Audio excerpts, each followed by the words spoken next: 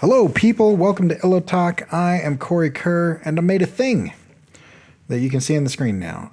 This is actually kind of an interesting process. I didn't write anything for this as far as like I do like little video essays or whatever, but I just kind of wanted to talk about it a little bit. But it's please read things. We're getting dumber. And the Esoteric Crumble Flux that I'm doing, the series of these inked illustrations that I'm doing, if you don't know what I'm talking about, you can see versions of those on my website, corykerr.com. Part of it is like advice on like how to connect and how to, be present and just, living a fulfilling life, thriving. And then the other part is kind of what I would consider like things that could end society or things that are like really wrong. And this is one of the things that is like really wrong. And I don't know that we really think about it that often. But there's this idea. So there's a bunch of different things that could end society, right? End a society, like cause a societal collapse. And, there's like death cults where, somebody decides, a group of people decide to like release something that like kills everyone. Or, Yellowstone super volcano blows up, or, different things.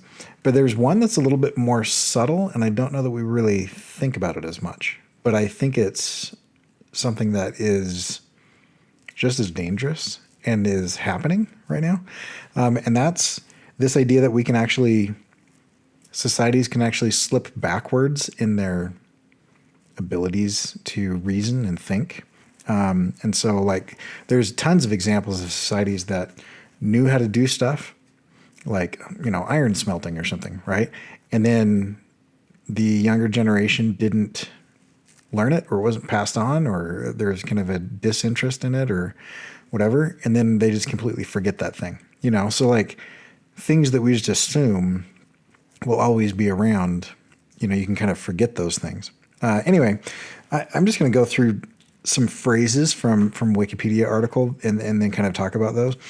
But the philosopher Oswald Spengler argued that civilization is in its winter when you see a disinclination for abstract thinking, right? And this is something that I've been talking about for a long time is that in our modern communication, mass communication, we're moving away from or have moved away from nuanced conversation, like being able to communicate in a nuanced way.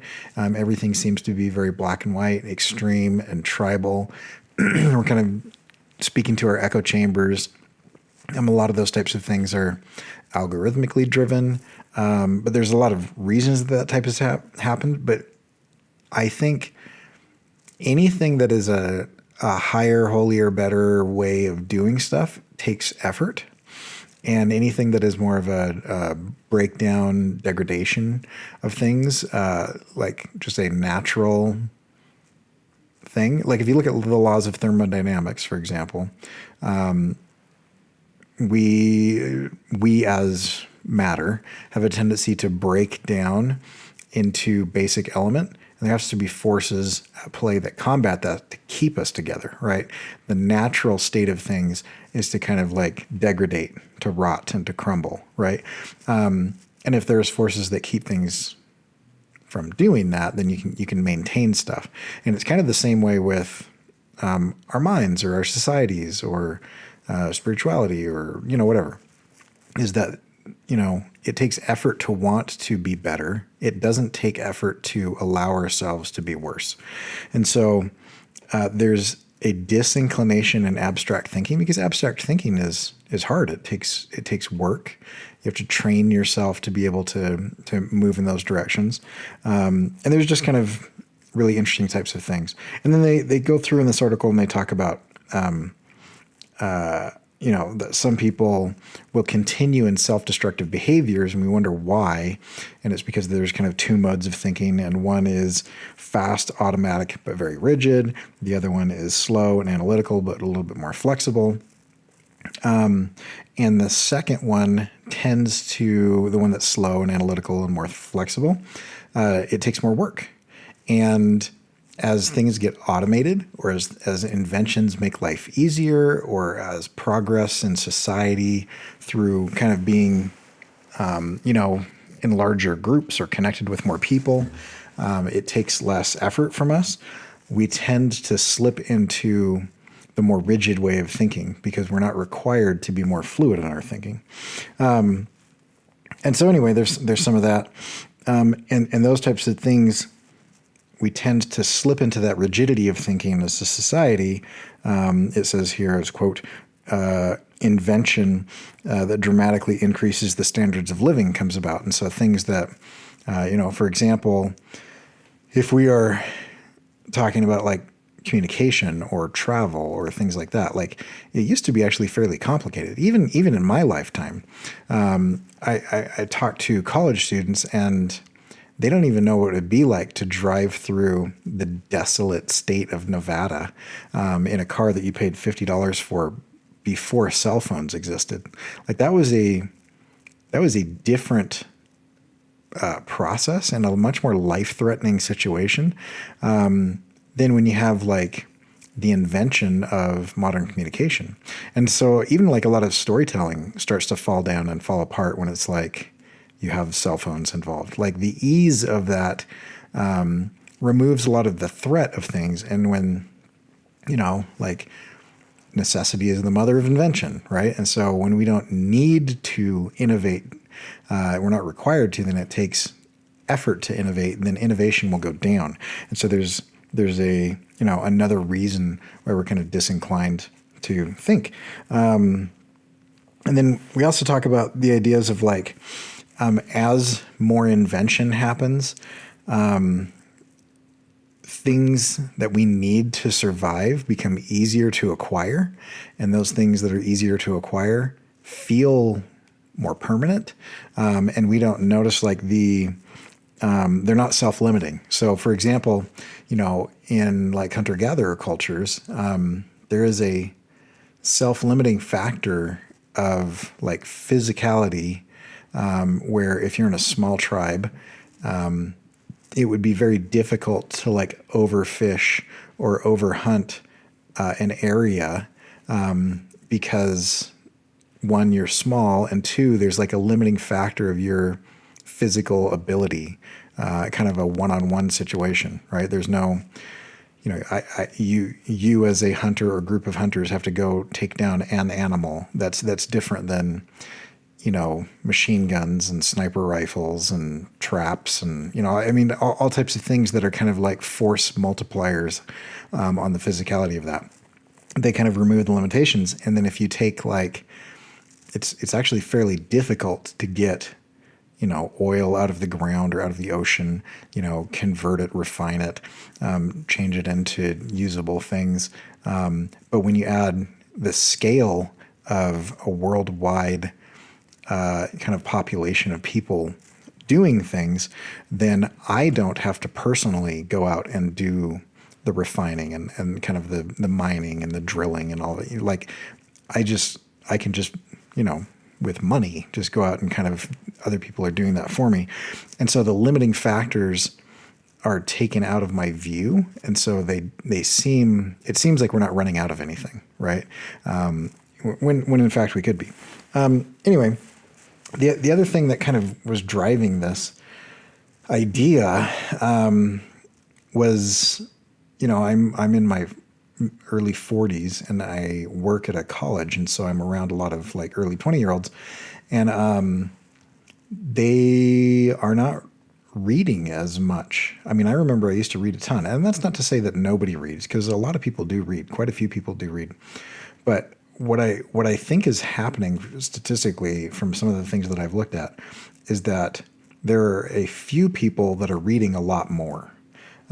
Instead of everybody reading a moderate amount or everybody reading a little bit. And it makes sense, right? Because reading it takes a lot more effort. You can't just necessarily like read in the same way that you could. It's an active activity. It's one that also takes focus. It takes, like mental ability.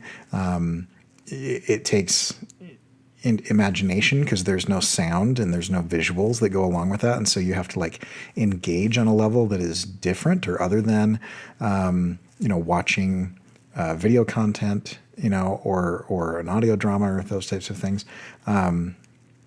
So like reading physical books is I think not as common as it was, at least when I was growing up or before, that or those types of things. On the other hand, I know that there's like more books being published than there ever have been and things like that. So I don't think reading is going away, but I don't think it's as widespread as it used to be. And as a society, we're getting kind of stupider. Our conversations are becoming more nuanced and or less nuanced and more truncated. If you look at like the way people communicate, like, it started with texting and it kind of continued on to social media and other types of things, like the use of acronyms and shortening words and shortening sentences and the kind of drifting of language, which has always happened, but it's happening much faster. Those are all, normal, but also kind of concerning in what they indicate. I think we actually have a lot of literate people that are functionally illiterate, people that don't have the stamina to be able to read long things or comprehend complex things because we're not trained to do that. Like we're spoon-fed on our entertainment. Anyway, so that got me thinking about this old punk song that I think is kind of funny. It's called "The Idiots Are Taking Over," and 19 years ago is when it when it came out. 2003. 19 years ago is a long time ago, but look at how modern and how prescient this feels. I'm just going to read several quotes, and I won't sing it because I don't want to get demonetized, and also I don't want to punish you guys. But go listen to this song. It's not the right time to be sober. Now the idiots have taken over, spreading like a social cancer. Is there an answer? Mensa membership conceding. The benevolent and wise are being quieted, ostracized. What a bummer. The world keeps getting dumber. Insensitivity is standard, and faith is being fancied over reason. Darwin's rolling over in his coffin. The fittest are surviving much less often. Now everything seems to be reversing, and it's worsening. Someone plopped a steamer in the gene pool. Now angry mob mentality is no longer the exception, it's the rule. And you can kind of see that in a lot of like online discussions about there used to be a much more nuanced and slower, kind of consequential reaction to behavior, public behavior, and now it's very quick, and mob mentality is kind of driving a lot of that. And then this part hits really hard, and I want to point out that I am not saying that I don't like democracy. I love democracy, and I love voting, and everybody should vote. I think everybody should do that soon. If I'm releasing this today, I think you've got till tomorrow to kind of go do that. But listen to the argument of what's going on here. There's no point for democracy when ignorance is celebrated. That is a really fascinating thing, and you'd think that, like, why would anybody celebrate ignorance? But you look at, like, there's one of my favorite patches on my jacket that I got. Maybe I'll leave a link to the thing, but it's "Stop Making Stupid People Famous." And I love that. I love the idea of that. We often worship the dumbest of people and promote, even some of the intellectuals are so arrogant and hard to like that it's like, of all the people, there's got to be smart, nice people that we could be excited about rather than these kind of flamethrowers that are out there. Anyway, so when ignorance is celebrated, political scientists get the same one vote as some Arkansas inbred. Majority rule don't work in mental institutions. Sometimes it's the smallest, softest voice that carries the biggest, grandest, or the biggest solutions. Anyway, I just really like those lyrics. And so this is a call to arms on reading. This is this particular illustration is one that I'm hoping people that it encourages people to just go out and read. I don't even care what you read. I'm not talking about reading like boring textbooks or reading, ancient things or things that make you, things that are not read for fun. Just read anything. There's something about the act of reading that engages a different part of your imagination, a different part of your brain, a different part of your intellect, and I think those things are so important. What I would love is in the comments of this video is people start to recommend books that people should read. I mean, there's so many good series out there and books, both old and new. There's so much going on, and just getting into the minds of other characters and other people, I think would help in a lot. Also, the long form nature of books is really interesting because I think we've gotten so used to like binging things. And if you look at like content, there's so much of it that is, like broken up into 10 episodes or 13 episodes or whatever. And you have to, and yet, it might take, 10 hours or less to watch a season of television. But to listen to an audiobook, there might be 40 hours of that audiobook, and there's so much more going on and so much more nuance that can't be depicted on the screen really well. Like if you think about like internal monologue and like omniscient narrators and those types of things are a lot more difficult, or at least more awkward and clunky to do when it comes to like video content. That is just more natural.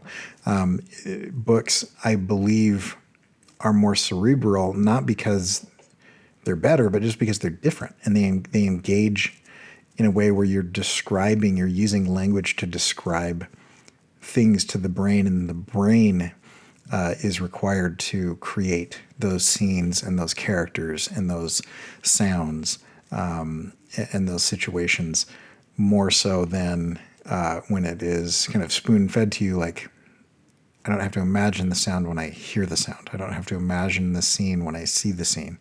I don't have to imagine the character when I'm looking at that character.